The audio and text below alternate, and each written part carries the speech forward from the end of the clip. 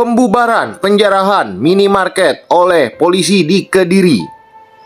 Pihak kepolisian di Kediri, Jawa Timur terlibat dalam pembubaran kelompok yang diduga tengah melakukan aksi penjarahan di sebuah toko yang terletak di pinggir jalan.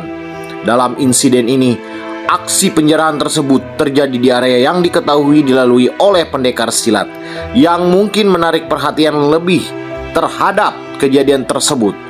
Upaya polisian untuk mengendalikan situasi menunjukkan tanggap cepat dalam menjaga ketertiban dan menghindari kerusakan lebih lanjut pada properti. Oke, sobat, di sini kita bisa lihat bahwa polisi ada untuk rakyat demi melindungi, mengayomi masyarakat yang berada di Jawa Timur.